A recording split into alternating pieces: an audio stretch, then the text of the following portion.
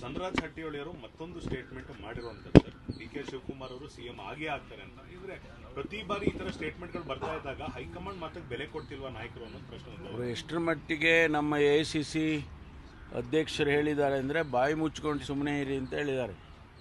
ಅದಕ್ಕಿಂತ ಕಠಿಣವಾಗಿ ಹೇಳೋದಕ್ಕೆ AICC ಅಧ್ಯಕ್ಷರಿಗೆ ಆಗೋದಿಲ್ಲ. ಅಷ್ಟಾದರೂ ಕೂಡ ನಮ್ಮಲ್ಲಿ ಶಾಸಕರಾಗಲಿ ಮತ್ತು ಮುಖಂಡರುಗಳಾಗಲಿ ಪದೇ ಪದೇ ಅದ್ರ ಬಗ್ಗೆ ಮಾತನಾಡ್ತಕ್ಕಂಥದ್ದು ಸರಿ ಕಾಣಿಸೋದಿಲ್ಲ. ಇದು ನಿಲ್ಲಬೇಕಿದು.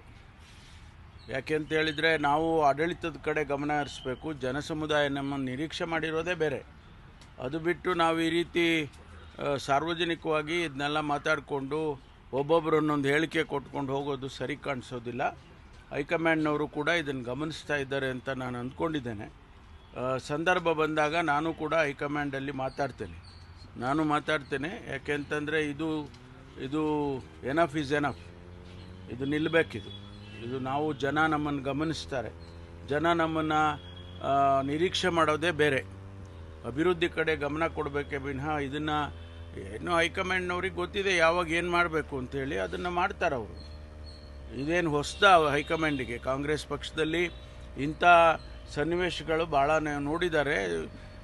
ಅದಕ್ಕೇನು ಕ್ರಮ ತಗೋಬೇಕು ತಗೊಂಡಿದ್ದಾರೆ. ಕರ್ನಾಟಕದಲ್ಲೂ ಕೂಡ ಇಂಥದ್ದು ಹಿಂದೆ ಎಲ್ಲ ನಡೆದಿದೆ. ಬೇಕಾದಷ್ಟು ಸಾರಿ ಇಂಥದ್ದೆಲ್ಲ ನಡೆದಿದೆ. ಅದಕ್ಕೆ ನಾವು ಸಹನೆಯಿಂದ ವರ್ತಿಸೋದು ಒಳ್ಳೆಯದು ಅಂತೇಳಿ ನನಗನ್ಸುತ್ತೆ.